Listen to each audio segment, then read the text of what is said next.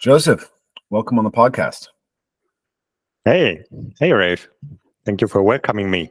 Yeah, it's good to finally get a chance to do this. I know we first sort of started talking about having you on the podcast. It seems like quite a long time ago. I don't even remember when. Maybe before 2020. Yeah. Was it before 2020 even? Okay, yeah, but it's a long time ago. Yeah. Yeah, it's been a while. But yeah, I've been interested in being able to share a chat with you for a while, and I'm excited to get the chance. And I've been reviewing a lot of your content over the last couple weeks, preparing for us to chat. And I think what's particularly interesting about us conversing is I think we've both evolved through some similar stages, with starting as parkour athletes, exploring natural movement, exploring kind of the movement culture space and what that meant, and then it really ending up in a kind of movement practice serving a more philosophical lens, right? A self-cultivation lens. So it's quite interesting because I feel like we haven't really interacted with each other at all, particularly, but there's been a very similar set of stages that we've gone through. So I figured it'd be an interesting place to start. Like you call your own podcast the Lebenspraxis podcast, which is, or as I understand, the German means life practice. Yeah. So how did you go from being a parkour athlete in your teens to teaching movement culture, MoveNat, to now a life practice? What does movement have to do with a life practice? Yeah, that's a good question also. Because, I mean, sometimes I say that this was always my plan. And I think it's true. Sometimes it's a little bit hard to know what was the history. Like we also sometimes make things up about our history. But I feel it was my plan always to go into something broad. I wanted to do something that feels for me very real. Yeah. So the parkour, for example, it felt for me very real because it's touching the environment and you move through the environment and so on and so forth. And from there, the steps happened that I felt, okay, now I want to open it and I want to open it and I want to open it. But at the same time, I feel this was also early on happening in my education because I went to a school where we had actually a much broader set of materials that we interacted with. So it was not just a normal, like you learn chemistry, mathematics, and so on and so forth, but there was a lot of crafting, there was a lot of arts. So there was also underlying that a different approach to human life, I would say. So this was a Waldorf school. I don't know if you ever heard about that. I think there is. Yeah, we have like Waldorf this in the US. Yeah. Rudolf Steiner. Exactly. Yeah, Rudolf Steiner school. This is, let's say, relatively common in Germany. Like every city has a school like this. In Berlin, there are like 4 or 5 or something like that, because it is originally from Germany, and that definitely left an impact on me also because in my family there's lots of arts, and through that I feel the lens was in the end always, let's say, a philosophical one. So already with the parkour, I remember myself, I did a parkour in my small city. I am from a city relatively small, like 200,000 people. And there was this university students, they needed to make a film for their university, and they asked us, can we do something about parkour? And we said, yeah, okay. We were like 15, we were excited. And so this was my first interview in front of a camera. And already then I said, actually, in the end, it's not really about like moving here over walls, but about what happens with yourself when you do it and the implications from it. And it was funny because I sort of, like, while I was saying it, I like listened to myself from the outside, and it felt like, it's interesting that I'm saying this. Like it really stuck with me.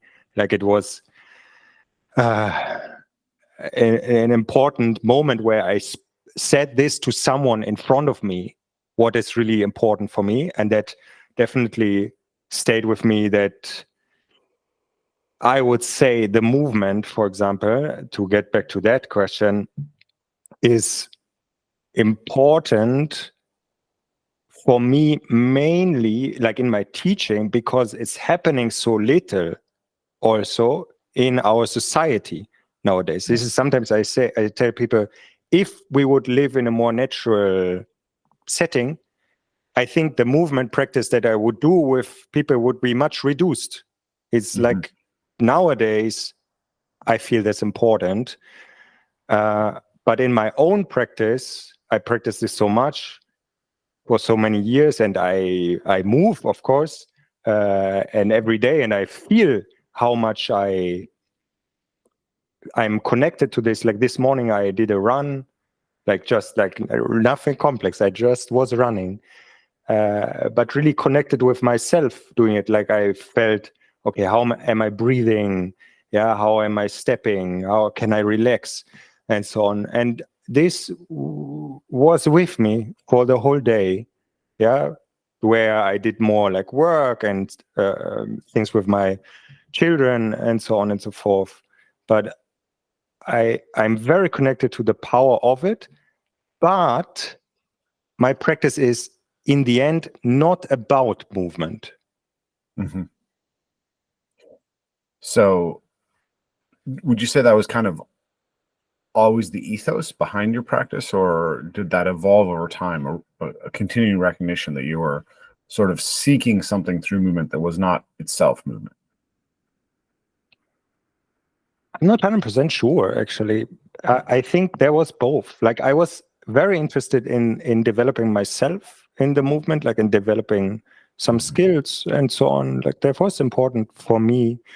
Definitely. A lot has changed through getting kids, like through becoming a father. And I'm definitely also interested what you say about this, how your change was. And I've talked with a friend of mine today who's now becoming a father, and he said suddenly these things where I felt, wow, this is exactly the things that I said when like I was 6 months away from getting my first child, like how much it changes on your outlook on life. So that's definitely one thing that was a big impact that drove me more towards that realization that in the end, other things, they're more, I don't know if deeper is the right thing to say, but like there are other things behind that I care about. And definitely in the last years, there was, how do I say it? It's a bit tricky always to say nowadays, but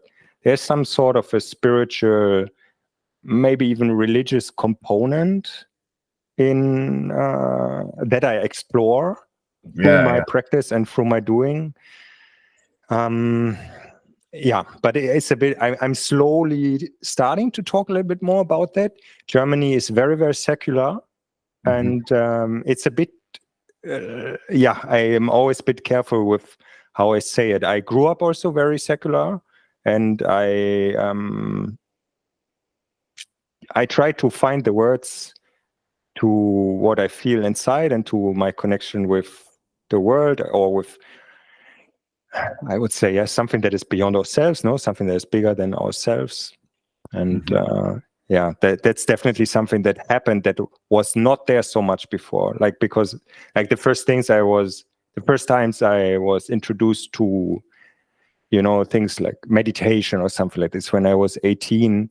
I was introduced to that in my wilderness training. I did a lot of wilderness survival also. And I remember the first times it was like, I do it, like, because I really like the place and I really like my teacher and so on.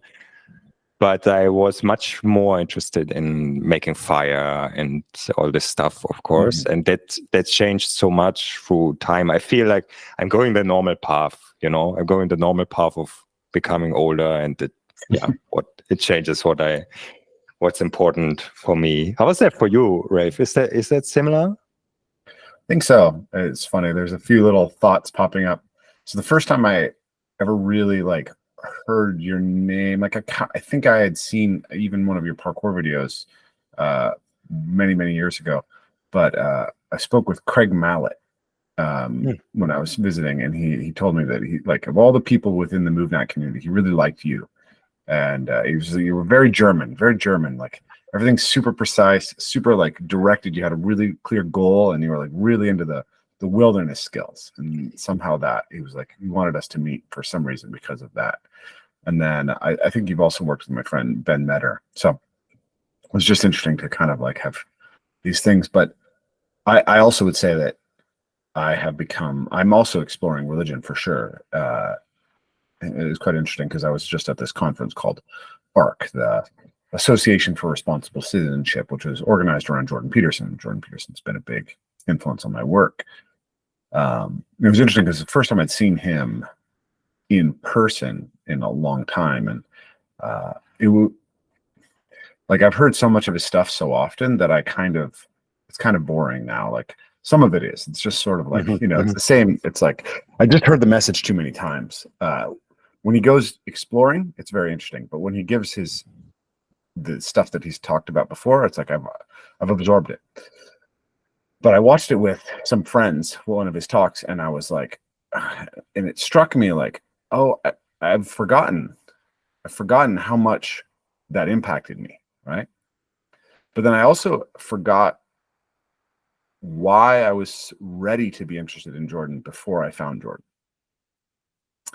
because I had become interested in the question of meaning and its relationship to movement.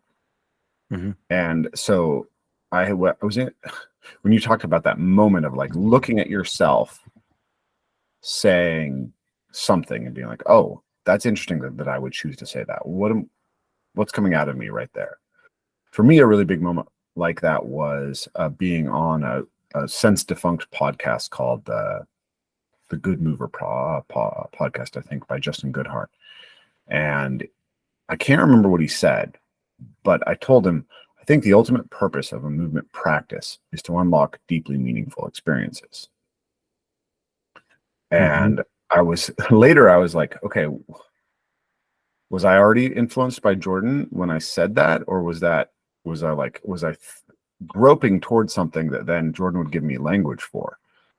And I went and found it. And it was like, oh, it was 2014 when I said that, and I didn't find Jordan until 2016. So I was already like thinking about this question of movement, and I was able to track it back and realize that I had just exhausted and broken myself through trying to pursue parkour as like a professional athlete. And then I had gone really deep into a play-based focus influenced by Frank Forensich's work. And that was really like, initially I had this incredible explosion of skill actually by like not caring nearly as much about what I was doing in any given training session.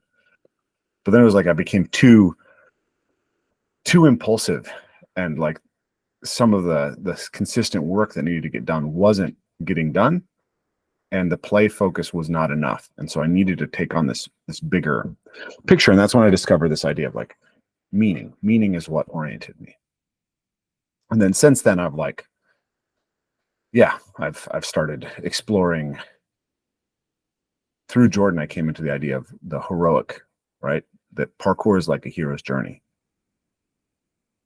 But then if we just go out and we become courageous, and we just go out and we become capable of solving problems, and we become emotionally resilient, and we become all these things, but it's not in service of some higher good, that ultimately that can actually be, you can be a villain, not a hero, right? And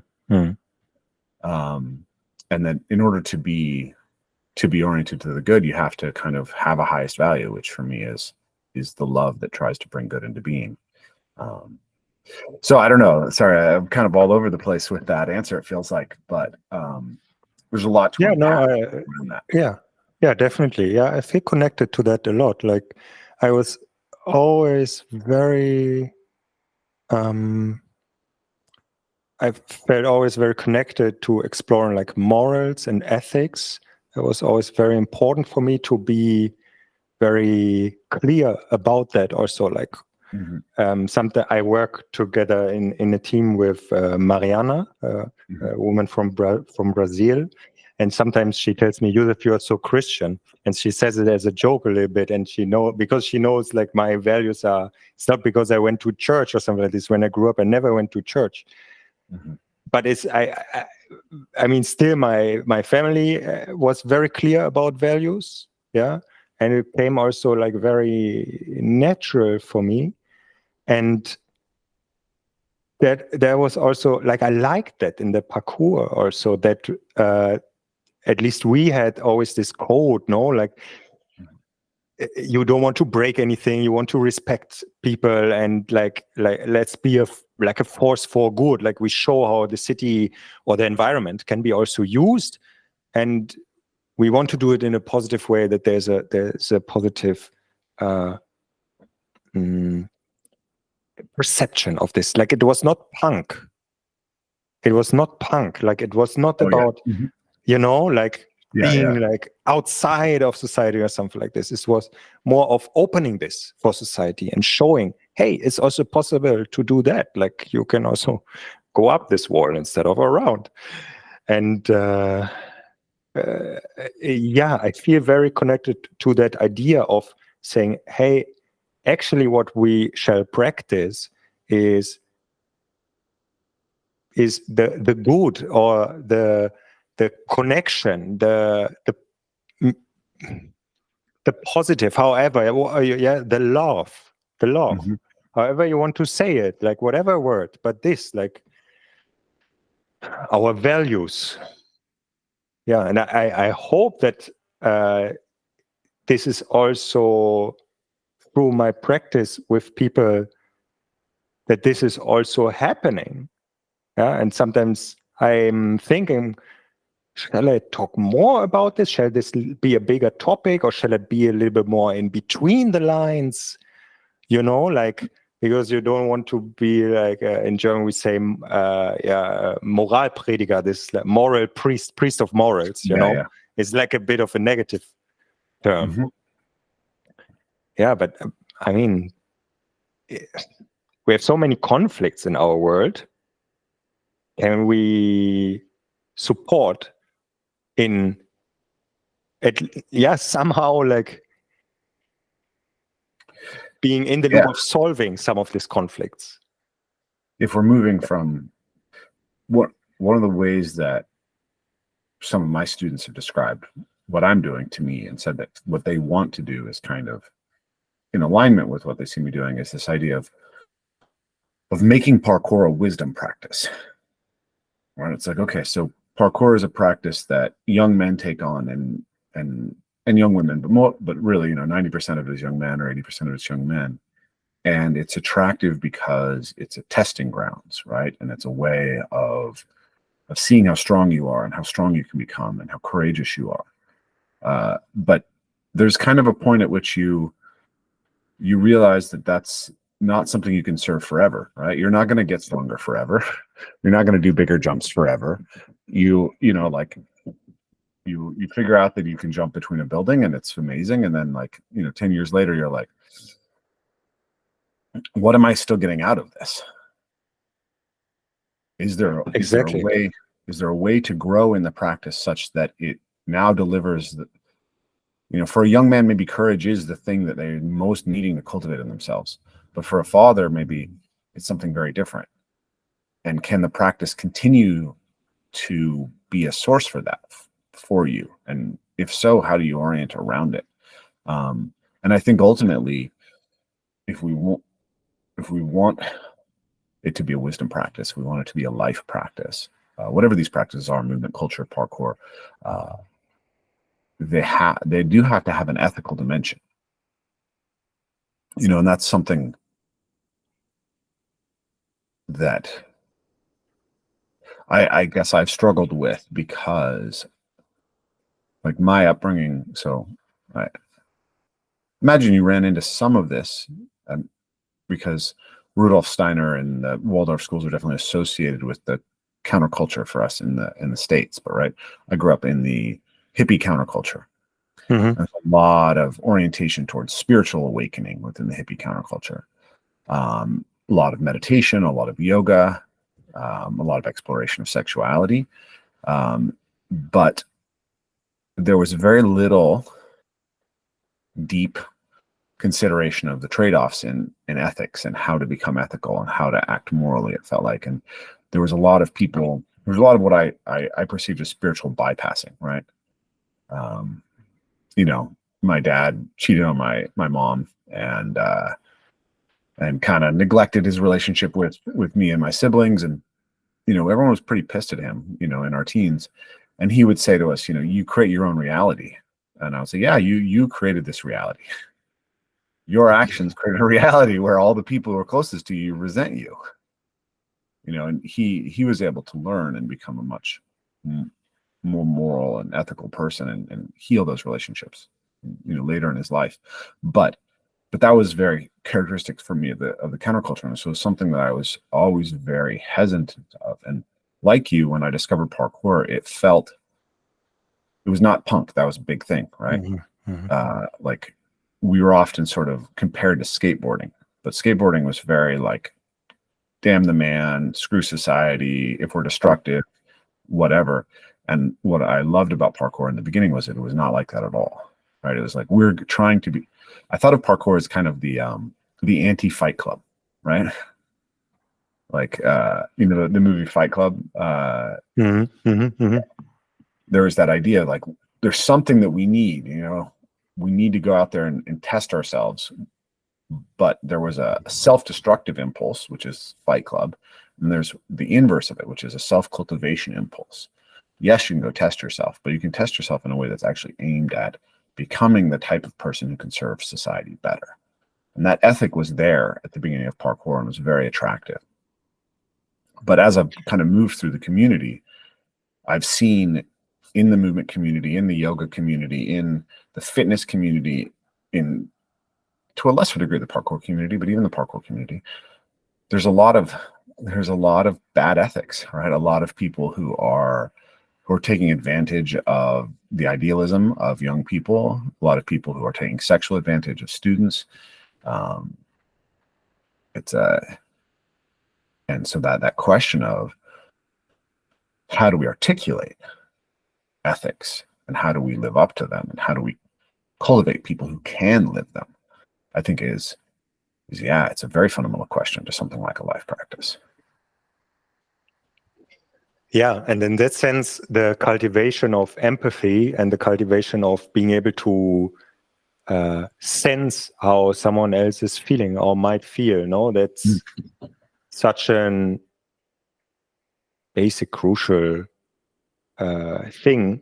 I remember this was like a small thing, but it burned itself into my head. I remember we picked up some wood somewhere, like we needed wood for I don't know anymore, for fire or to craft something, I don't know. But we looked on the internet and okay, there was someone cut down a tree, want to get rid of the wood. So you could just come there, pick it up.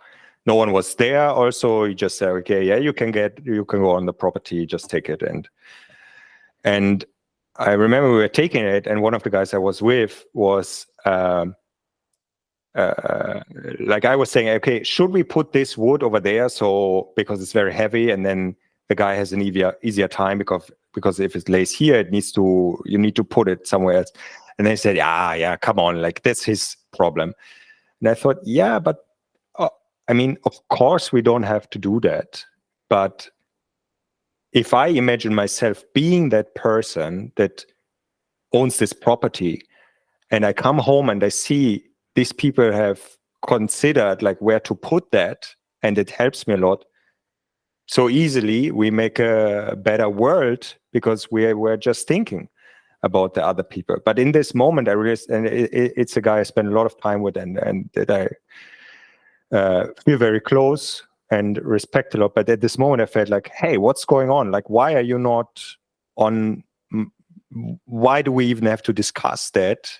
That we are doing this just takes us a few more minutes to do that. And yeah, it's heavy and blah, blah, blah, but whatever. And I feel this is such an important thing that sometimes gets lost.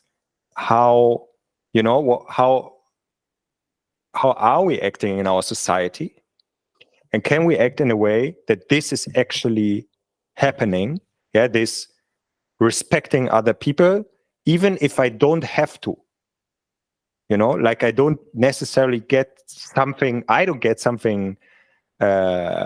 back from it. Yeah, it's more like a loop, no? Like you do something nice for someone and this person does something nice for someone. And that's why I made a video about this that I haven't published yet. I hate it when, I hate it's a bit strong, but yeah, I said I hate it when you help like a stranger. For example, a stranger loses his key. You find the key and there is maybe a tag of whom this belongs. You give it, you bring it back to the person. Stranger gives you something. Yeah, I don't know how this is called in English. In German, it's called like reward for finding something. Yeah. Finderlohn. Mm-hmm. Yeah. So it gives you something. Yeah. Sometimes it's like a, I don't know, bottle of wine, or sometimes it's money. And I always fear, no, you're breaking the thing here. The idea is I do something good, and then you do something good, but for someone else, not for me. Mm-hmm.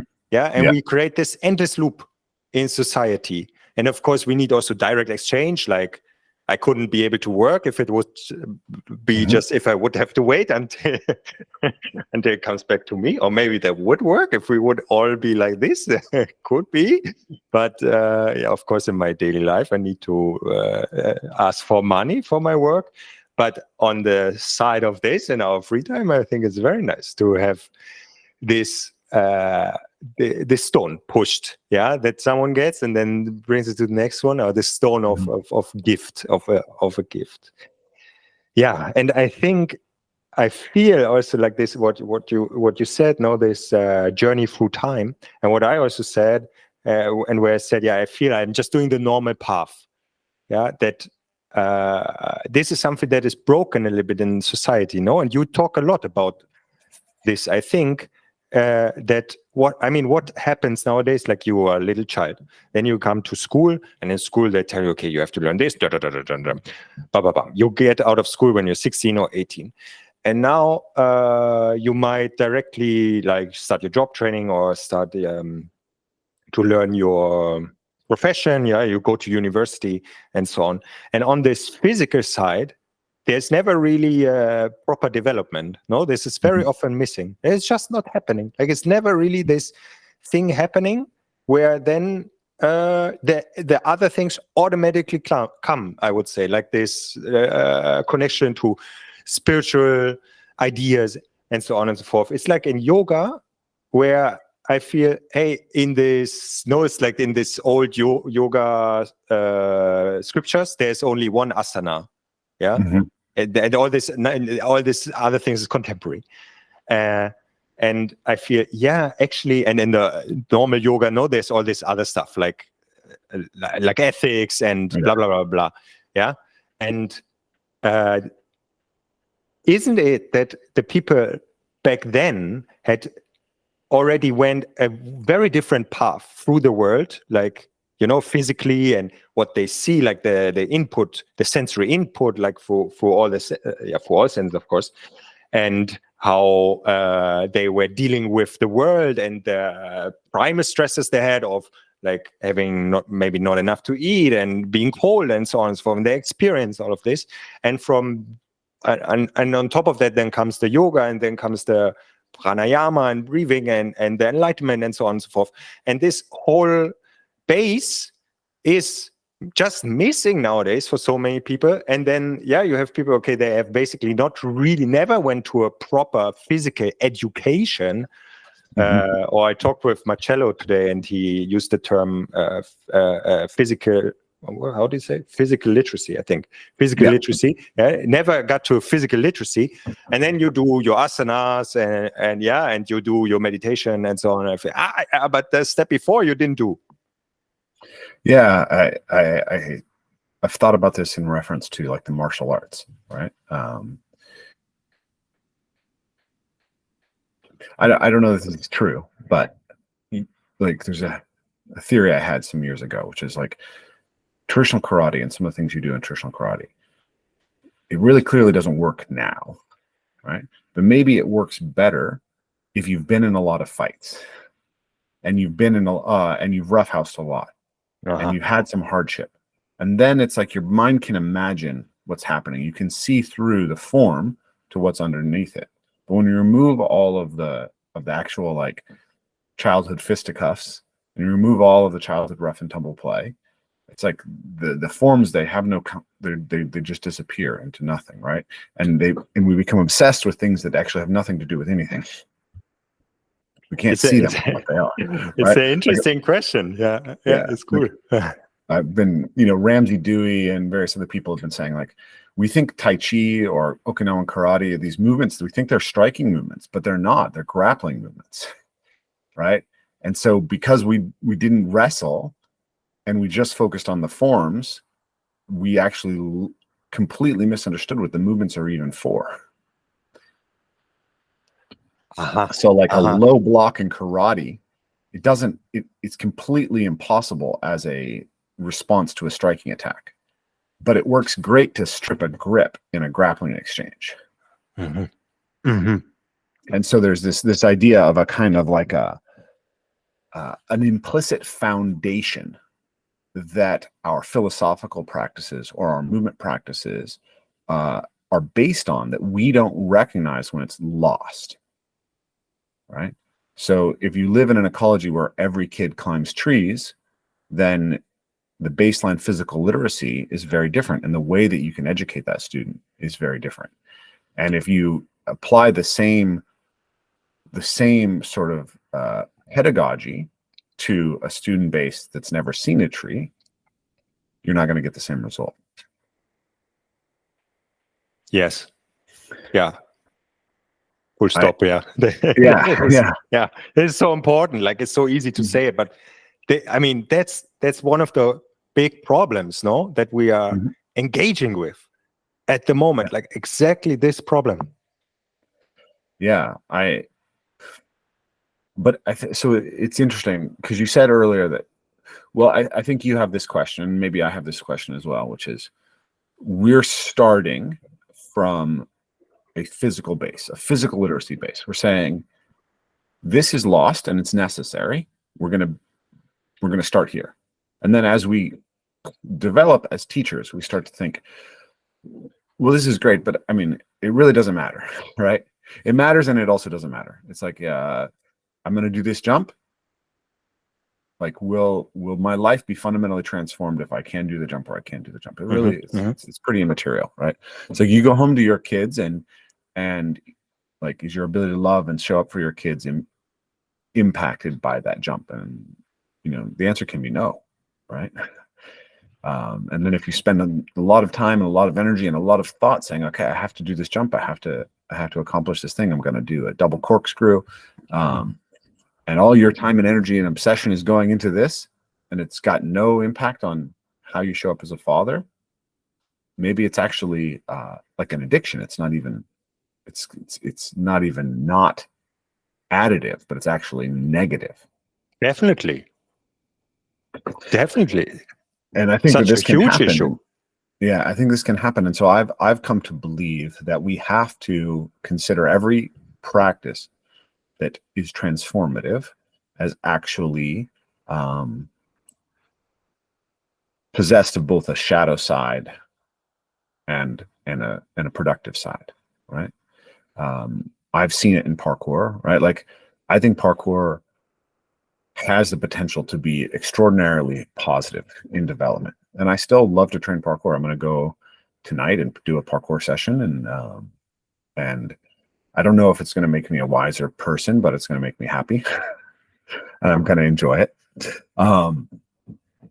But like, when I started training parkour, everybody around me who was doing it felt like it was transformative. It had changed their life. They were a better person for having done it. And I don't sense that so much from people who practice parkour anymore. And what I've noticed over the years is that some people get a really dramatic effect of practice. Some people, it's just a hobby. And for some people, it can actually even become a way of feeding their neuroses in ways that are actually not serving them at all. Right? I've seen people go into the practices at height where they're really cultivating, playing with the edges of death, where it's really coming from existential angst. They're actually like kind of wanting to die. And their obsession with trying these things is driven by really dark emotional urges. And so it's like, okay, well, parkour isn't the panacea, it's not going to fix everything. And then I've seen the same thing with martial arts, right? Like I know martial arts have had an extraordinary impact on me. And I've seen it have that impact on many, many people. And yet we have to deal with the fact that the most skilled martial artists in the world, many of them are the worst people you can imagine. Mm-hmm. Right? John Jones is the greatest MMA fighter in history. He's pretty clearly a narcissistic sociopath who physically abuses his wife. Right? Like that's cultivating the skill does not cultivate the ethics simply implicitly. Yeah. I agree. I completely agree. It doesn't come automatically. Like, you can. And it's also the same with meditation. No, like I like to say sometimes the devil is also meditating. Yeah. He's also using these techniques. Yeah. Mm-hmm. Or I think this is from, how's the guy? It's an American guy, this integral, Ken Wilber. Ken Wilber. Yeah. I think he also said like, the Nazis probably they were enlightened. They just they had very different ethics. Yeah. So I think that's from him. And it's this can be this stuff. It can be used for good and for other things also. And that's why it's so important to have a clear moral compass, and also I would say in the sense like the ability to reflect, but obviously not everyone has this ability. So we should be somehow in a construct where other people help us also to reflect, and where it's not that we run away or where we are narcissistic and I mean our environment is just suffering from that, but because we are so great in what we're doing, like, no one stops us in doing this thing. Like we need to be very open in our communication with each other. And I noticed similar things in parkour also. I don't know what's happening at the moment in parkour, I have to say. Like I really have, like, sometimes I'm at a spot and I meet some of the people that I used to train with, but I don't know how the people are that now start. Like I do some parkour with my people, but of course, like I don't know the people that that are like 15 and I start parkour on my own, like I did. I have no idea how they're doing, what they're doing. But to come back to the meditation example, there is this or a thing about like self-care where the mother shouts at her child, be quiet now, I need to do my meditation. This is happening. It's happening, like because we're here, you have to do it, you have to meditate or whatever, and you forget about that. But there's some other things that you also need to take care of. Not sure which is first, but you definitely also need to take care of that. I mean, I've definitely done this, right? Like I've been so focused on achieving goals in parkour, right, that I'm training really, really hard, and I'm maybe cutting my calories down to achieve a body composition that makes it easier to achieve these skills. And then I'm super cranky, and then I don't have enough energy to play with my kids, and then I'm overly reactive to small insults in the house. And it's like, okay, well, my obsession with achieving this thing is actually undercutting my capacity for connection with the people who are closest to me, right? My wife and my kids, right? So you can see it on a very personal level. But to go into the meditation example, like I like to talk about that too, because I think it is another thing that people treat as a panacea. And I've seen, Vipassana in particular, I think it's a great tool, but I've seen people who deaden themselves to emotion completely through Vipassana practice. I know people who have had psychotic breaks after silent meditations. Like we don't understand the context. So this is why, I've picked up the idea of an ecology of practices from my friend John Vervaeke, right? I almost think of practice like permaculture, right? We're trying to understand the fundamental nature of the human being, and then asked, how can we create sort of systems around life that allow the unfolding of the best expression of that and the best interaction of it. So Vipassana practice on its own, it's it's not enough, and it might actually not even be good in the wrong context. Yep. But if you put it into relationship with a physical practice, with a communication and relational practice, with an empathy practice, right? Now all of a sudden they can start to interact in such a way that the total sort of output is much more beneficial.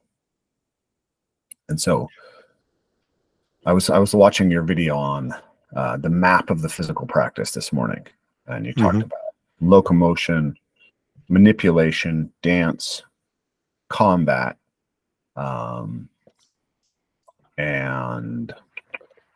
communication. So I found that interesting because I've been playing with that kind of model for a long time. I don't know how much you've been familiar with some of the models I've put out, but I first sort of started thinking about locomotion, manipulation, and combat kind of at the tail end of the period that I was working with Erwin on the development of what became EMP. So we were trying to revive Méthode Naturelle. And Méthode Naturelle had walk, run, jump, climb, move on all fours, balance, swim, lift, carry, or lift, throw, and defend yourself, right? And so there's 10 core capacities. Yep. And so Erwin was like, well, we need to have 12 or 14 because you have to have lift and carry and throw and catch. And I was like, this is silly because you can always subdivide into further and further categories, right? So we could say self-defense, but self-defense with a weapon, self-defense unarmed, self-defense one-on-one, self-defense in a group, grappling, striking, right? There's any number of bifurcation points. Yeah. And so I was like, well, what are the highest overarching categories that we can organize it around? The fundamentals that we can descend. You can go into finer and finer detail. And so I just took the 10 things that were in Méthode Naturelle, and I said, well, the first 7 are locomotion.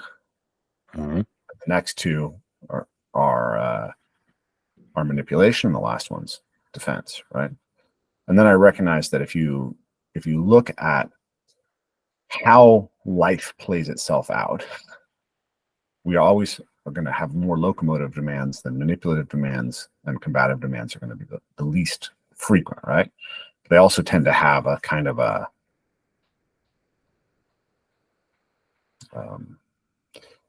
the importance of combat when it arises is very high. And so I looked at it as this pyramid. But also you can say that locomotive abilities are fundamental to manipulative abilities, and then those are both fundamental to combative abilities. So anyways, that was my model for a long time. But the problem I always had with that model was dance. Where does dance fit in? When I was first trying to conceptualize this. So over the years, I then came to this idea of locomotion, manipulation, and interaction. Where interaction is the category of dance and martial arts and shared work, right? So if we are, sawing something together, right, then I have to attune my nervous system to yours in order to achieve this task. And so in some sense, that's related to dance or combat. So And then I encountered Joseph Frusik in Fighting Monkey, and he used this term body-to-body practice. It's like, oh, that's a beautiful way to think about it. So then we can think about body to environment, body to object, body to body. Yeah. And then I was like, but where is the spine? Where does the spinal wave fit in that? Where does stretching fit in that? And so then we thought about the body to itself practice, or the body integration practice. But just in the last year, I have sort of, it's kind of talking about the same thing, but from a different lens. It's rather asking, what are the fundamental relationships that define our experience of being?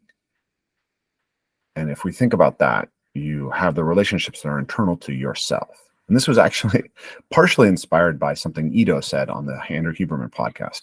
He described a locomotive layer and a combat layer, and what he called the structural and somatic layer. I was like, oh, that's really interesting that we're putting somatic into structural. When we think about a structural and somatic layer, that's fundamentally all the relationships internal to the self. How well do the different muscular system, nervous system coordinate, the joint systems coordinate, but also how well do we coordinate cognitions, emotions, and actions in the body? How aware are we of what it is like to experience anger? So then we can think, you are always in relationship to yourself.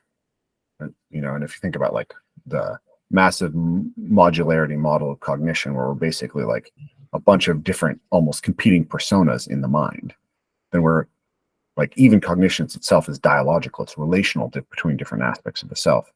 So internal to the self to the environment as a landscape we move through, self to the environment as a set of potentials for action, manipulation, and then the self in relationship to other embodied agents. And then last would actually be the self in a relationship to the transcendent. So for us, there's 5 fundamental relationships. And then our practices are about creating the capacity to achieve the good, the true, and the beautiful in those relationships. That's really, I think, the best way to think about it. So I don't know. There was a question when I started that, and then I just got into my model and shared it with you.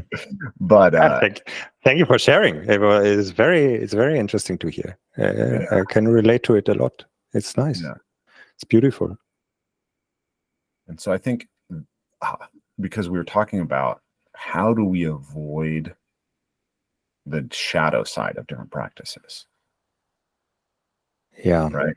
What happens when we only do structural and somatic practice? Have you been around a lot of people who are like, just do Feldenkrais? Yes, a bit. Yeah. And do you see this kind of, for me, it's like a physical myopia. They're so attuned to internal states that they like lose the capacity to be adaptive to what the world is offering. Exactly. And there can be a fear, no? Like, I guess you probably also had people that were afraid of doing strength training because they were thinking they will lose the connection. Like, they will lose something, and they didn't want to lose it. Like, already the feeling of a strain in the body can already like be for them like a threat. Yeah, they are losing something. Yeah. And some Qigong or Tai Chi people are also notorious for it, no? That their teachers telling them never do strength and so on and so forth, which is probably also coming from a time where you anyway had your demands of the life, and you needed to carry water and chop wood and carry water, and and it's like, yeah, you actually really don't have to do any additional strength training because you're already doing this stuff. But yes, I and also with meditation, also with Vipassana, there's sometimes, I have to say, and I hope I don't step on too many feet here, but I know many people that have done a lot of Vipassana, and I'm still left unsure about it. Like that have been to many retreats and do the 1 hour in the morning, 1 hour in the evening. But I have with some of them, I have so regular moments where I just scratch my head and feel like, what's happening? What's going on? Like let's do this differently, Yeah, I don't think Vipassana is a healthy practice when you don't have a well-established structural and somatic layer and locomotive, manipulative, and interactive layer. I think it's actually disembodying and disconnecting. But when it is in coordination with those other layers, it can, in fact, be powerful, is my sense. I'm pretty sure it is like this. Yeah. Like I practice Vipassana, but it comes and goes, right? Like I don't, I've never done an hour of practice a day, right? Probably the longest that I've ever done seated meditation is a half an hour. Usually it's maybe 10 minutes. Well, maybe more than that, but I never do more than 10 minutes of the Vipassana, right? Like my meditative practice is usually sort of like, it changes, but when I'm practicing meditation regularly, what I like to do is a sit spot practice first. So the first thing I'm doing is actually attuning to the environment. Then I'll do the Vipassana practice to try to harvest the ability to have better control of my attention. But once I have brought myself into control of my attention, and I feel like I've calmed the noisiness, I'm better balanced in my attention, I will then immediately go into a body scan. And so I'm actually looking for like a feeling of sinking into my capacity for attention. And then I will use that attention to move through my body. And I do that a variety of different ways, but I might like just do an index where I'm moving specifically through it, or I might ask what is in my body calling for attention. And then what is that, right? Why is it calling for attention? Is it overtrained, or is it emotion that's stored in that area? And then could I release anything that doesn't need to be there? What it would mean to release it? What it would mean to respect what's happening there? And then last, I'll do a loving kindness meditation. So I will say, sit, and I will say, may I be well, may I be at peace, may I love and be loved. And then I'll ask myself, well, what does it mean in me to feel well? And I'll try to remember times when I felt really, really deeply well in my body. And then I'll say the same thing about what does it mean to be at peace? And then I'll say the same thing about, okay, can I love? Well, who am I responsible for loving? I'm responsible for loving myself. I'm responsible for loving my wife and my children, my father, my mother, my brother, the people close to me, my students, my community, my state, my nation, the world, all the humans, all the living things, right? And I'll kind of go up through those layers. And then I'll say, what would it be like to be loved? And all of those layers. And I'll ask the question, right? Like, okay, I want to love my wife. How can I be better at that? Like, what can I do today that would make me act out love for her better? So I'll do that with myself, and then I'll do that with, say, someone close to me, and then maybe somebody who's emotionally neutral, and then somebody who is even someone I hate, right? Can the person that I like the least in the world, can they be at peace? Can they be well? Can they be loved?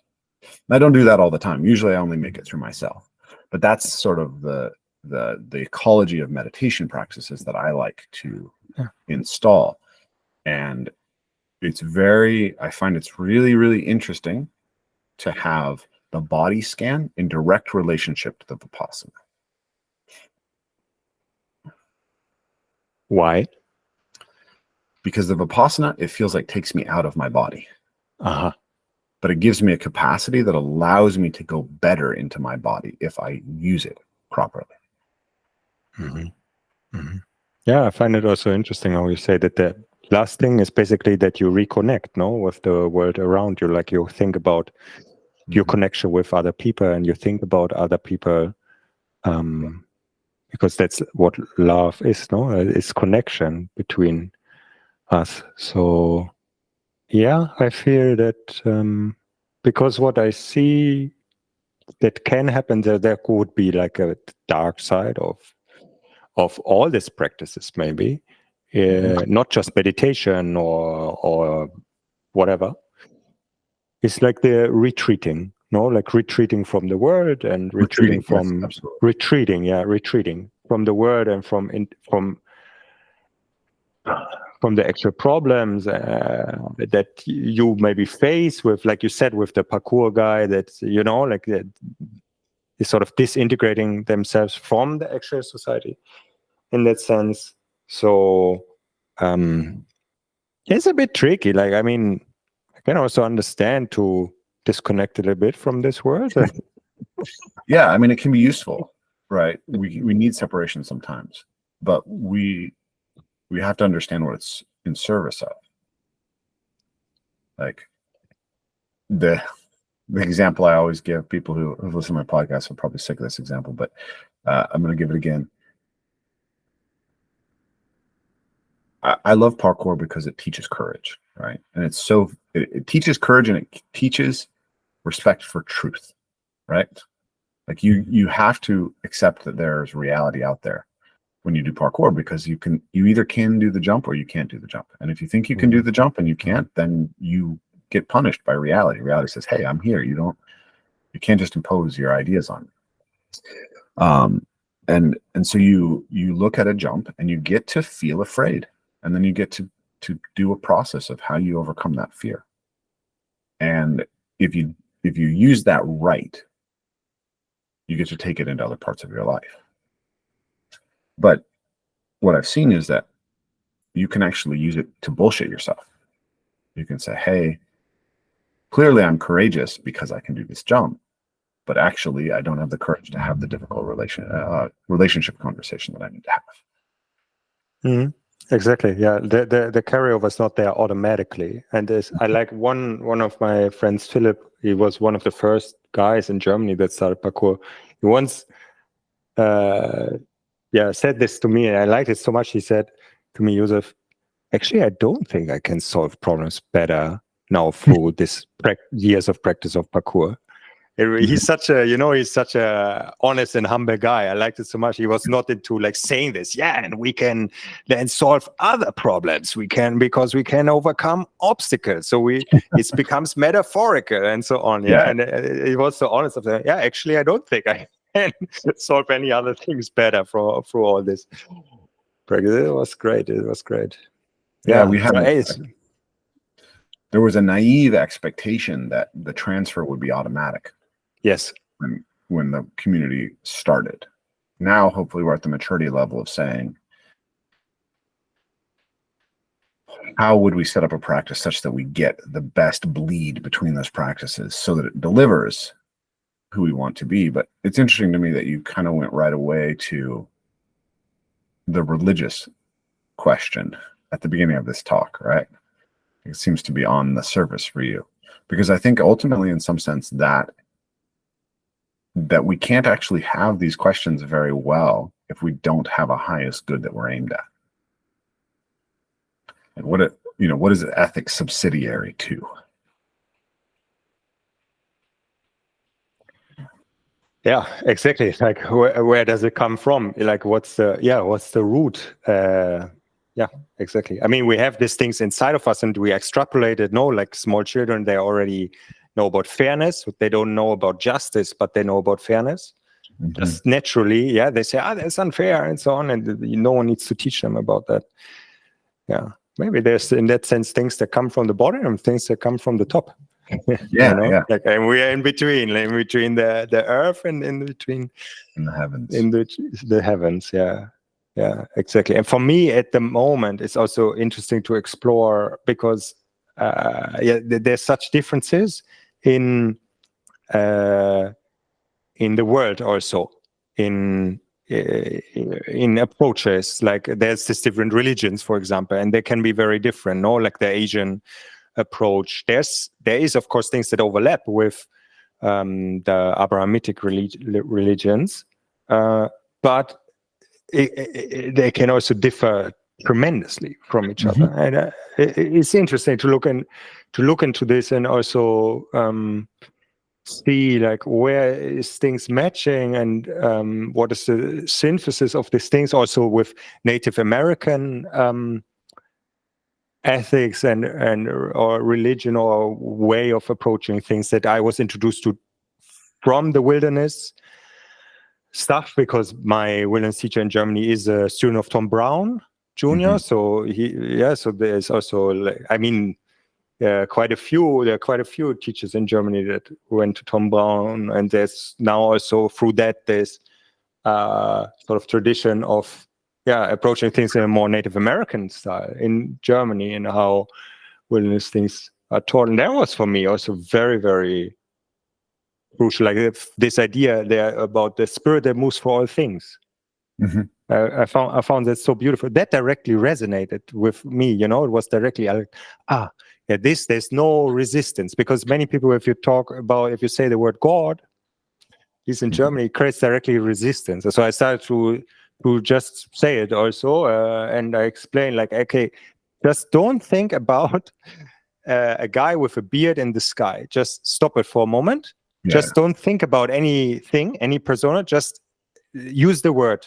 Just try to understand what do we talk about with this word. And if you want to personify, okay, it's up to you, but you don't have to, because I think there's where people, got this resistance through, okay, there's Asian Enlightenment and so on, and okay, actually there's probably not a guy that parted the Red Sea and so on. So maybe there was, who knows? And that's why people they have much easier time with Asian stuff, for example, because there's mostly not this personification. Like in Buddhism, there's not this personification. In Taoism, there's not this personification. It is much easier for people. It's almost like, I don't know what to call it, a mistake, but like, I mean, it was not so. It does make it easier for people to look into these things because of the personification. Yeah, a lot of that is just because people are exposed to the writing and not to the actual religious practices. Because if you go to where Buddhism is practiced, there's lots of idols, right? There's lots of gods. There's lots of worshiping. There's lots of personas that are worshipped, right? The philosophical Buddhism that Westerners think is real Buddhism, and Buddhism isn't a religion, is not the Buddhism that was practiced in the East for thousands of years. And the same is true with Taoism, right? Taoism, you can read the Tao Te Ching, and you're like, oh yeah, I'm into Taoism, but it doesn't really tell you much about the practice of the Taoist sages and their relationship to animistic gods and figures of worship. So part of the reason why it's comfortable for secular Westerners is actually because it's just been ripped out of its cultural context in a way that allows us to not see where it came from. It's actually kind of like movement culture and capoeira, right?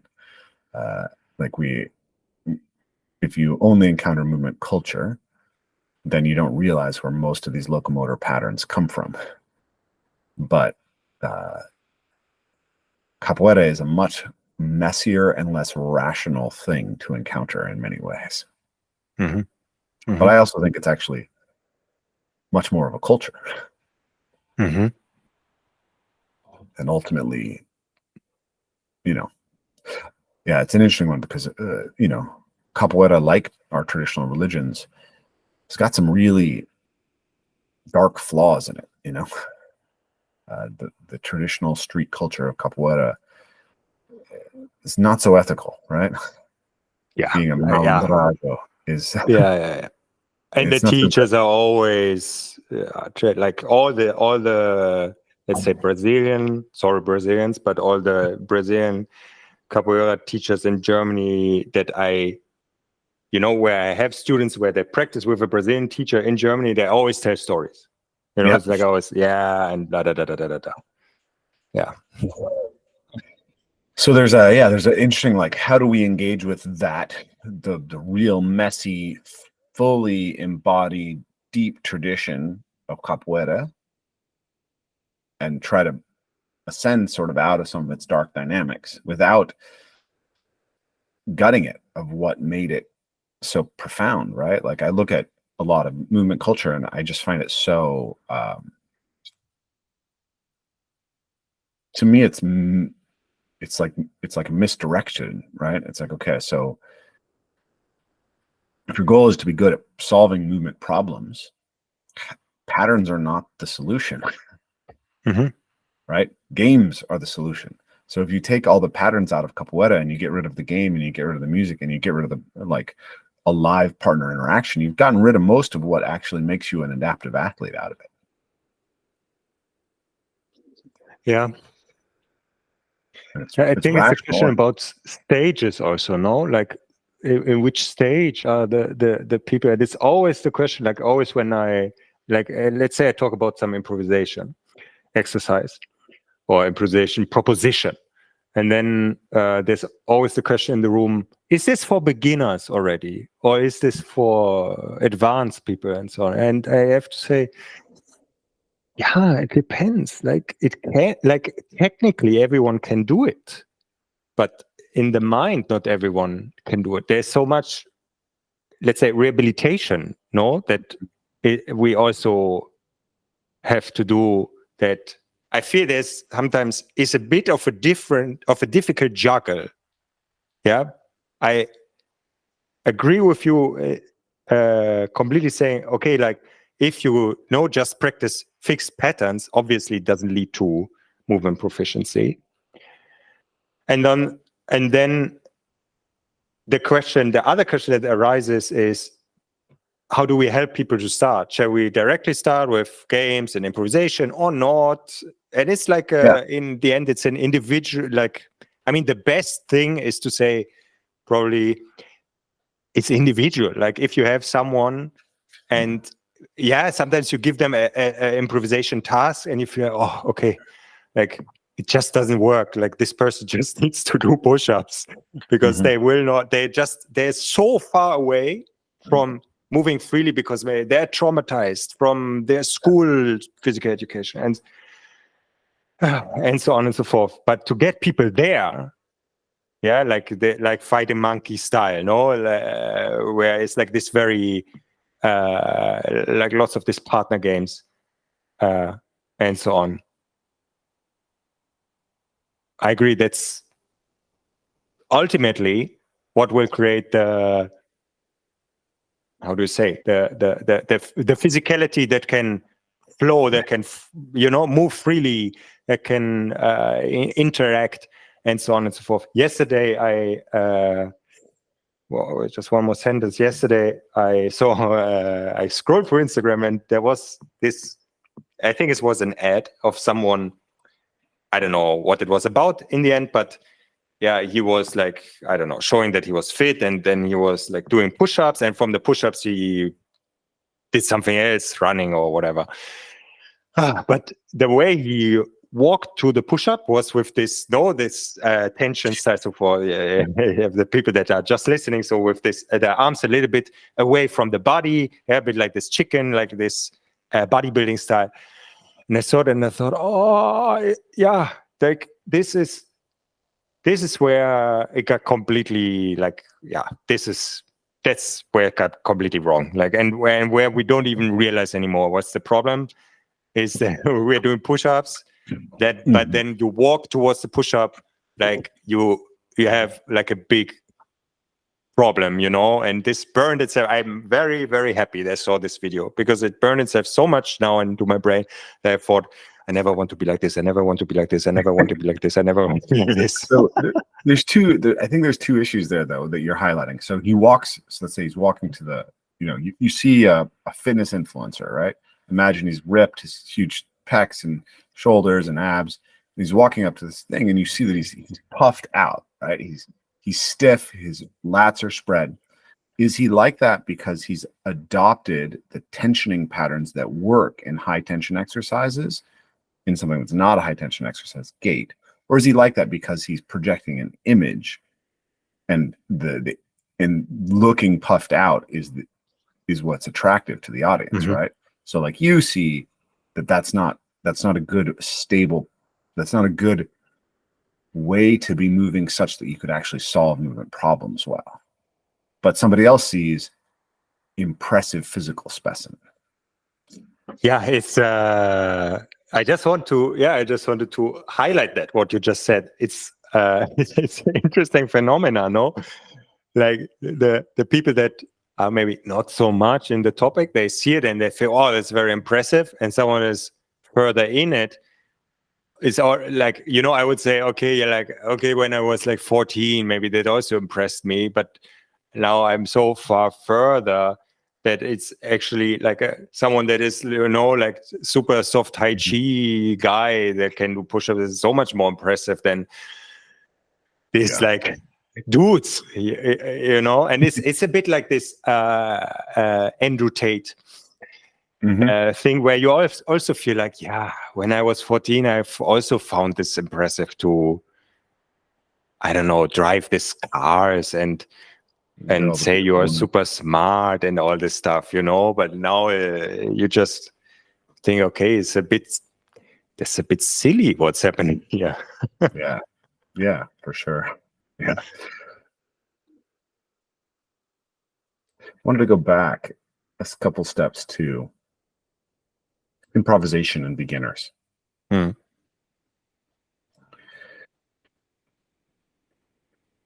So,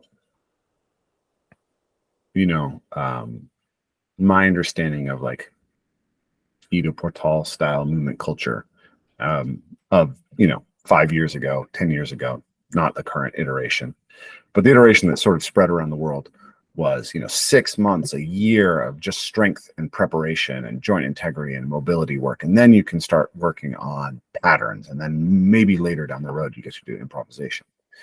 And I think this is fundamentally a really mistaken approach. Now, on the flip side, I've also been in capoeira classes where I've watched people kicking up into handstands with completely deconditioned wrists who are getting wrist injuries or in pain all the time. People trying to, being thrown through back handsprings with poor spotting technique, who are 40-year-old women who are 40 pounds, 50 pounds overweight. And you're like, this is horrifying. This is just, this is not going to work. So there is a necessity to be able to atomize skills, break things down into drills, and to recognize the missing components, right?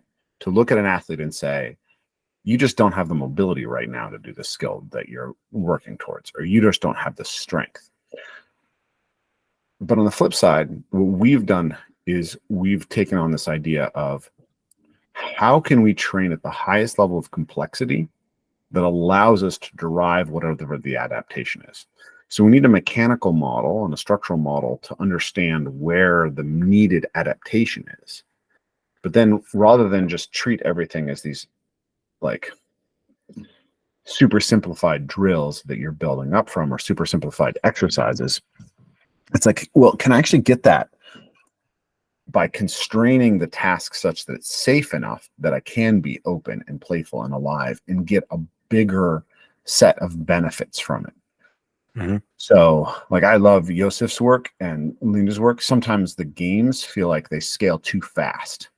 There's not a low enough level of there's not a constrained enough version for it to be safe for everyone who enters. Yeah.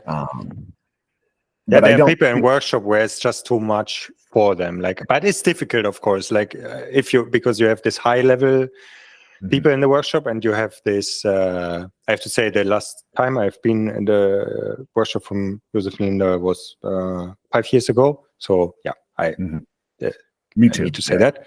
But I know that there are some people, let's say they're 65 and they come to the workshop and they're already a bit more frail and so on. And for them, the workshop, like a 2-day fighting monkey workshop, can be too much. Yeah, it's a dose makes the poison, right?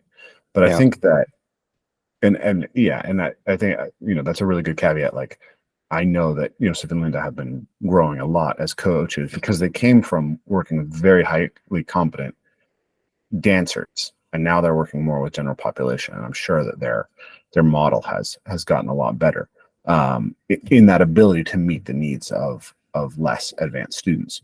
I also guess so. So I don't want to discourage any 65-year-old to go to a fighting monkey workshop. Yeah, do it. Do it. Okay.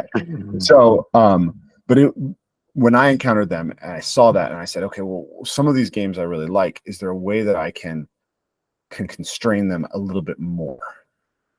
And what we've found is that if we can get the constraints right, we can pretty much take virtually any athlete and put them into a play-based scenario immediately and get them to start adapting. Mm-hmm. Now, if we want to get them the entire spectrum of physical development, we do have to do more, right? It's not enough. So far, I have not been able to discover a way to make every part of the practice play-based, even for myself, right?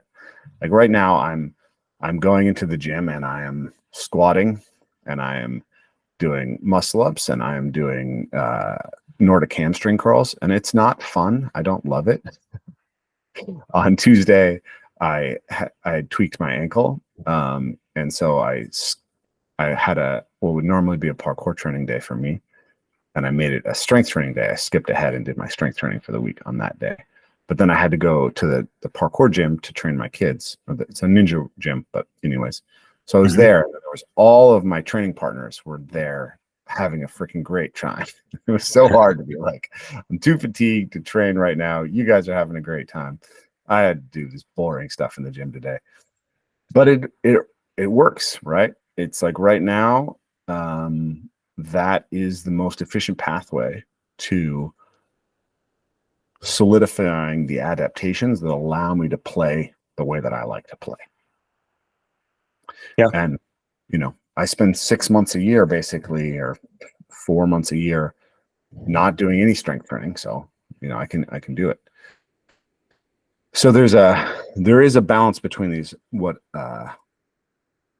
I've talked to Kelly Starrett about this idea of like the romantic side of the practice versus the classical side of the practice. Sets and reps and progressions and measuring things, like one of the things that I find most powerful, I think people really make a mistake here. They focus on getting the right program rather than getting the right feedback metrics. Because I think that it's like, go in, put effort in, try it, but know what you're trying to change and measure what you're trying to change regularly enough that you see if you're achieving it. And then your program will sort of evolve out of that. Oh, that's working. That's not working. Let's shift it. Let's change it. Let's move it. And so, yeah, that classical approach, that aspect of the scientific, can we measure it? Can we organize it? Can we do it well? It is really necessary, but it's not sufficient to create truly adaptive, broadly capable movers. Yeah, and the question, there is again the overarching question pops up, like, what is the movement practice for? In the end, like because that's a why. No, it's for this creating this athlete that can do all sorts of things movement wise, but that doesn't need to be the answer. It could be also other outlooks on it. I personally also feel open to the path that I go with the people on the movement side, because yes, I also feel very connected to this idea that people can move very diverse, definitely. I don't cling to it too much. Like, I also feel, hey, doesn't need to be that way. Yeah, it can be also. I have a bit of difficulty to put it into words, I feel, because I'm not 100% finished with my thoughts on that, but for sure, I feel, at least my physical practice, what I do with people, yeah, it could be also happening maybe without play, or it can also happen without the exercises and counting and reps, and it could be different paths like happening. I will see also what happens. I'm relatively confident that I will keep also these different approaches alive, like doing lots of play and doing also the exercises and clarity and so on. But I don't hold it. Like I don't want to, say that's the right thing. That's a thing that I feel this is the best. And so because, like I said in the beginning, like in the end, the person that can do lots of different things is just one milestone on the path. It's an important milestone, no? Like to continue the path further. But I also feel like the milestone doesn't necessarily need to, you don't necessarily need to stay too long and, and dig deeper into the milestone. And I want to get better and better. And to get better, I need the best approaches and so on. I sometimes feel like with the people that initially learn this stuff, like to be able to move, it's important that it's done well, but the last few percentage points are not so important, like about, this is the best way or this is the best way and so on. I feel like, maybe there's a better way to learn the handstand or something like this, or to solve your issue with the shoulder, with the elbow or with the shoulder, and so on. But I always, like I think that there's a kind of naive narcissism that we develop in relationship to our practices when we fall in love with them, and then we often don't recognize that we're really operating from a different frame than someone who comes in for something different. So, you could be like, well, the movement frame is just the frame. That's where we should be, or everything else is within that. But if someone, say a doctor, and they just really need to maintain the health of their body so that they can do their work, doing a bunch of locomotive practices might not really offer them much beyond what, running on a treadmill and doing some squats and some pull-ups will do. Right? There's certain physiological parameters that we need for health, right? That we actually, like, there's a lot of pathways to get there. And we don't need to be too precious about how we get there. Exactly. I fully agree. And this is exactly what through becoming a father, that was so important. Like when I became a father, I realized, now I know how it is to have little time. Before, it was like, I train 40 hours a week and I still have time to do other things and so on. And suddenly it was like, I'm happy if I train a few hours per week. Suddenly, it was so great. It was such an important experience because suddenly I was able to really feel what people in the situation in which people are. Exactly like you say. For example, I have one guy that trains with me. He's a doctor. He has a small child. He builds a house. So my task is to create a training for him that he can do after he was working, because he has his own practice, like his own thing. So he is also a businessman in that sense, which means he has a lot of stuff to do. So I want to give him something where it's clear that he can do it. Because that's the most important task that I have as a coach, is that people continue the practice, that they can continue the practice. That's so important. So I cannot put anything of, they need to do this because I know this is the best and so on. No, I need to listen very carefully and understand, this is what you do, like also from a mental, like not just physiologically, but mentally. When you come out after you did 8 hours of work with patients, and you come home to your little child, and then you need to call the people that built your house and so on, and have some arguments with them.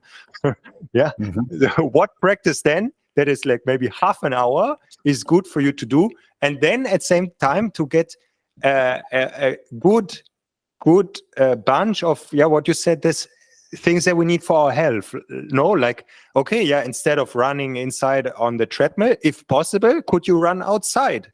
That would be great. Yeah. So and already there because so many people are so what we are talking about and what we are thinking about, like daily, no, and or with the people that you train with in the ninja gym, there's like so far in this game already.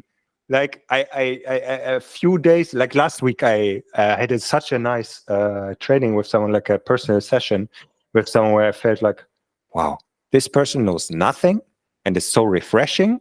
And I just explained so basic things, like how to do a squat and how to do like really basic things and like some basic about nutrition and so on. I felt very like, this is the reality of so many people, but many of these people will never come to us, maybe also because we are so far already, in this thing, and they feel like, oh, this is like too crazy for me and so on. So it's always very refreshing when I work with people that have not already, seen thousands of videos or that have never heard like the name Ido Portal or movement culture or things like this. Yeah, sometimes happens like someone is referring someone to me, they know nothing, like they don't know anything about what I do. They just heard, my friend told me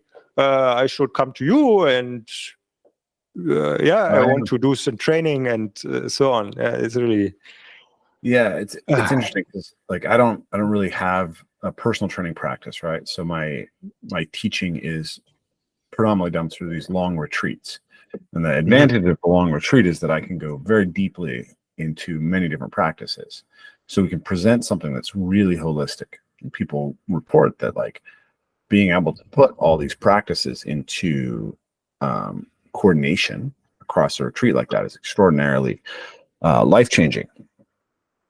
But there's a problem, which is that it's very difficult then to go do it, right?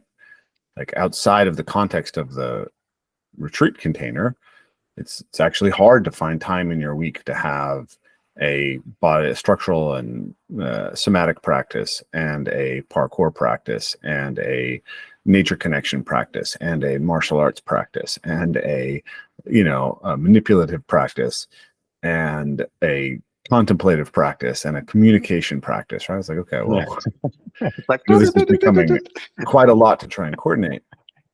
So I like to offer people the overall map, right? That I talked about, the 5 connections, the different pieces of the practice. And then the challenge is always, well, what is the minimal part of this that you can install in your life? And what is the part that you will fall in love with such that will help you build the systems to bring these other things into your life? So I think a lot about this idea of anchor practices, right? It's like, I will stay involved with my practice just because I love this thing, right? Just because it brings so much joy to my life. So I don't know that parkour is the most powerful, transformative practice for me, and sort of best container for my self-development going forward, but I know that I will do it, right? I know that I enjoy it, and I know that I miss it when I don't have access to it, and then if I lose the skills that I have, that it makes me sad. And so it's like, okay, well, at least I can do that. I will show up for my parkour practice 3 days a week. I've done that for 19 years, right? So probably going to do it for the next year. And if I do that, then I can say, hey, how can I bring some of these other things into that practice? Or how can I extract a little bit more of what I want, right? And then if my life gets really intense and stressful, it's like, okay, I'm still doing parkour.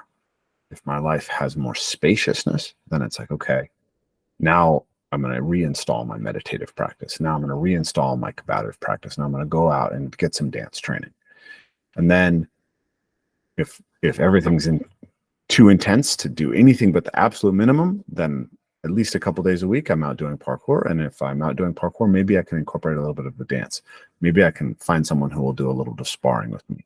Maybe I can practice communicating a little bit better. Maybe I can take a moment in between reps to practice contemplation, to practice meditative stuff.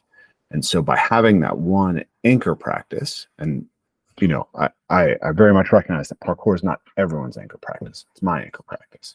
I have this ability to sort of sustain the habit of practice over time, and then be able to use that to sort of like blossom out when the opportunity arises. And so what I'm looking for with students is, what is that? What for you is the thing that you can fall in love with enough that you'll never lose the habit of practice going forward? Yes, exactly. And this I also feel very connected to. This is what I feel is my task with people, to open doors with them together so that they can see different things, and then they can feel where do they feel very much at home.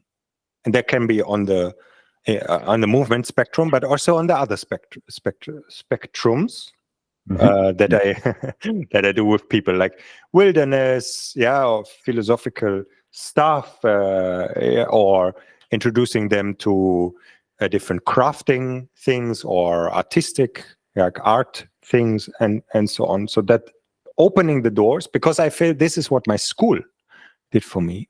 My school opened these doors. You know, we did all sorts of crafts, like really like 20 different ones. We did all sorts of stuff with music, theater, and dance, and we, of course, having all the normal stuff. Also, we went to see like different people, how they work.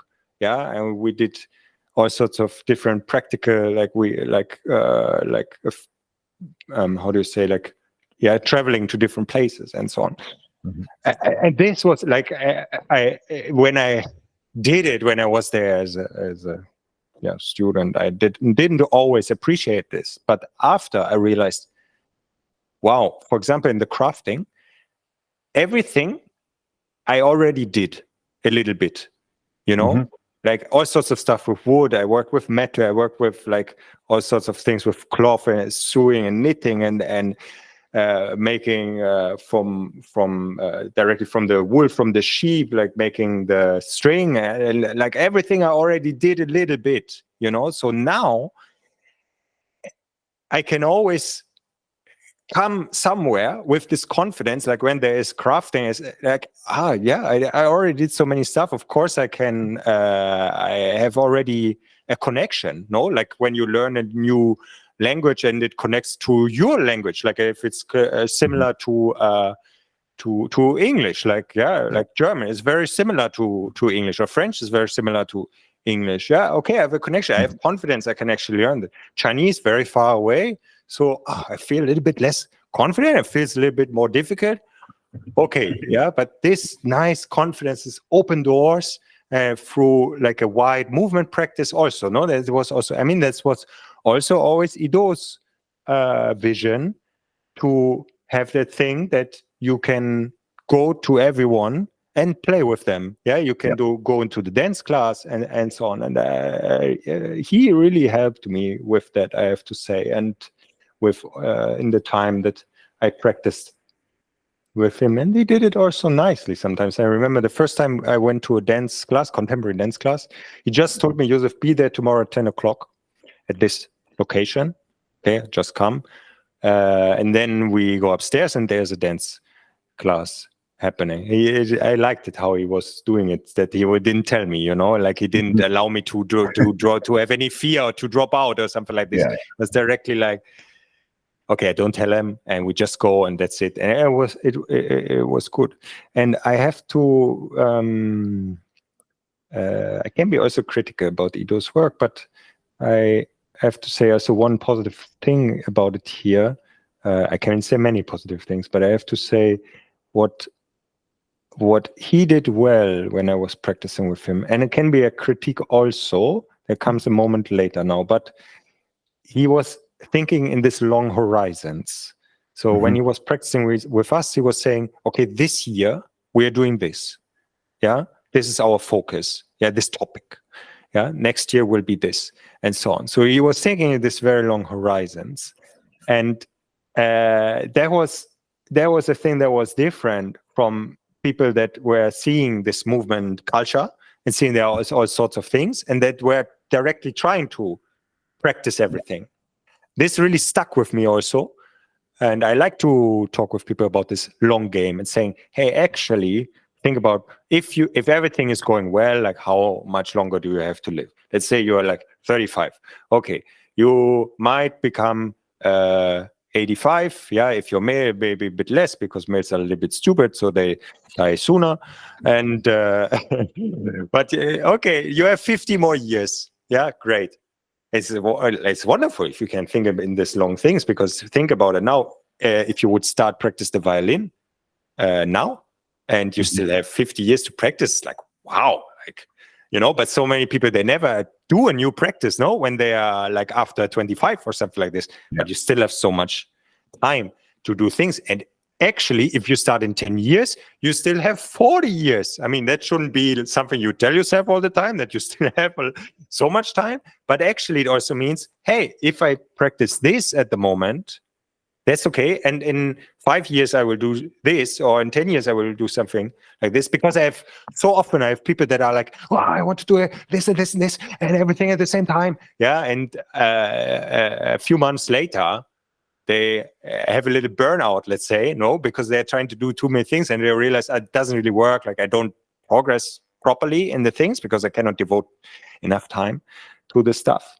And now the other thing is, or it's maybe a little bit of a critique about this approach, is that I feel like when I teach, I also need to have in mind the horizon that I can put. And I talked yesterday with a friend of mine, Steve, who has a Chinese martial arts school. It's like a monastery. People live there in the school here in Berlin. It's very beautiful. And he told me also, yeah, there's a traditional path that you do.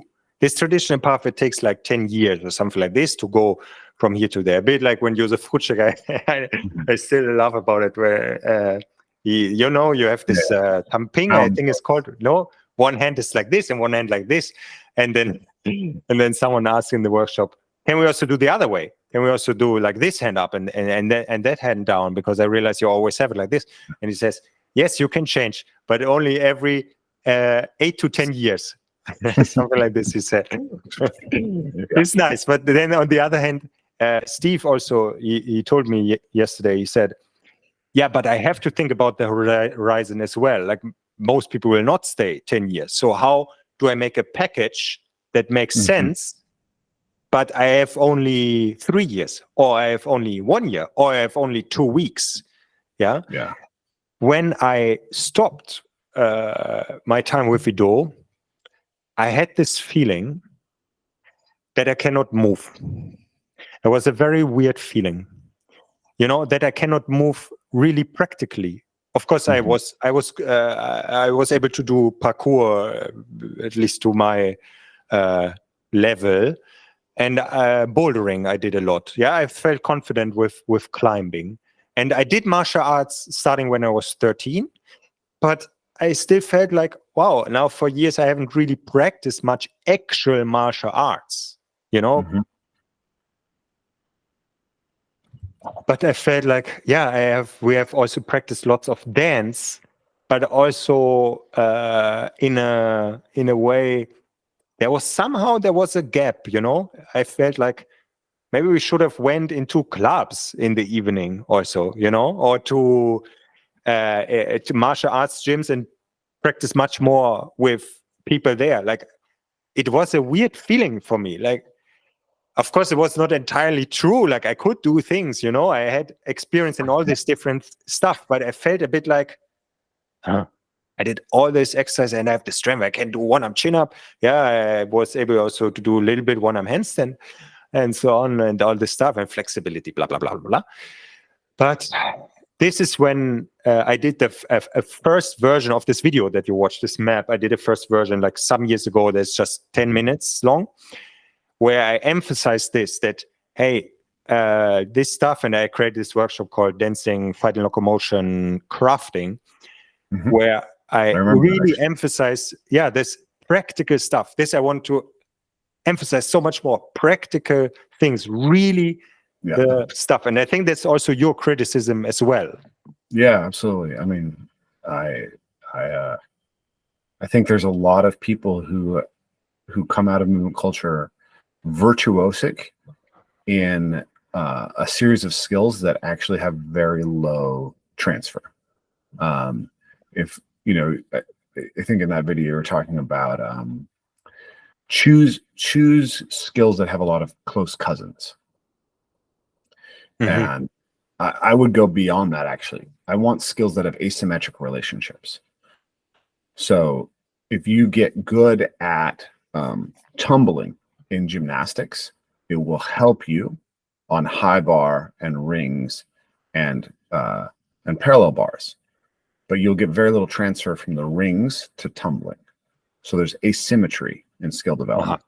The pommel horse has almost no effect on anything. It's very isolated from every other skill form, except for a little bit of the floor. So so we can see that not only do some skills have more close relatives, some skills have asymmetric relationships to those close relatives. And the central skills that we should be focused on are those hubs that everything else is spoked off of. So that's a whole deep topic where I'm running out of time. I have another meeting I have to take in a few minutes. But I really enjoyed this. And you know, there's so many things I feel like we could have gone even more deep into the influence of the Steiner school and how that impacts your perception of movement and how we build a praxis around movement, and then even how the movement culture then goes back into the schools, right? And how the schools are missing so much by not having a good physical literacy standard.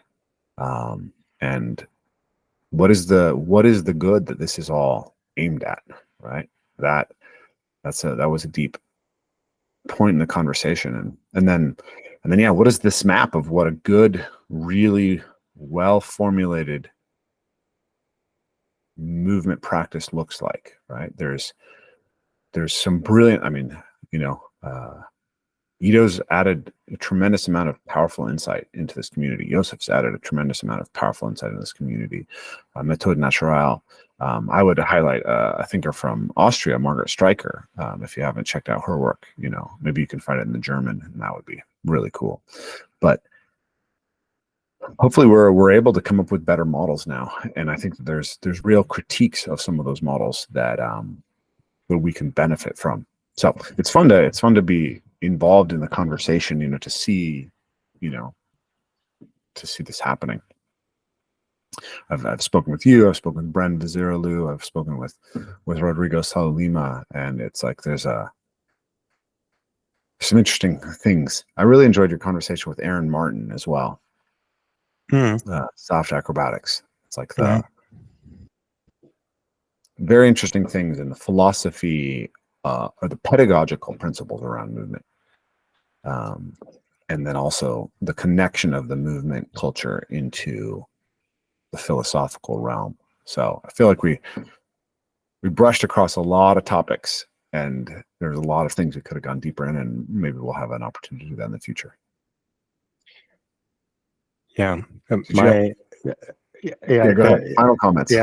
Yeah. My final thing is that I find it so exciting that we are in this community, in this world that is so alive.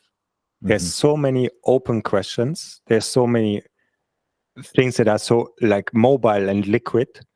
Yeah. And it became more like, I was talking about this with Marcello also today, that there was this time when it was very Ido-centered. Yeah. And this disappeared. And now there's much more different ideas and takes and so on and so forth. And I like it that we have conversations with each other. Yeah. The people that are in this for longer and so on. And it's a very open community. And I always feel, hey, I can just write to people on Instagram, and we can have a phone call and so on, and test ideas out. And it's very beautiful. And I'm very excited to see where it goes in the next 50 years. Yeah, for sure. For those who are not aware of him, Marcello Palazzo, I think, is who you're speaking of. He's a really wonderful movement teacher as well. Hopefully we'll have him on the podcast soon. For people who are looking to know more about your work, you have the Lebenpraxis podcast, website, Instagram, YouTube. Where else should people find you? Yeah, my website, and from my artistic side, the YouTube channel is let's say my main thing. I also do Instagram and so on, but I want to get people from Instagram to my YouTube. Yeah. Me too. I understand. I agree. Instagram, but it exists. Is it josephbartz.com or? Yeah, josephbartz.de. Yes. If you put .com, it will redirect you. Yeah. So if the US people want to put .com, it works also. josephbartz.de is the correct one. And please don't mistake me for a German tubist player on Spotify. If you put my name on Spotify, there's also some albums, but it's not me. It's a different Joseph Bartz, but I guess he's also nice. Very good. Very good. Okay. Awesome. Thank you very much for joining me for today. And I really enjoyed that conversation. It was really nice. Yeah. Thank you, Rafe.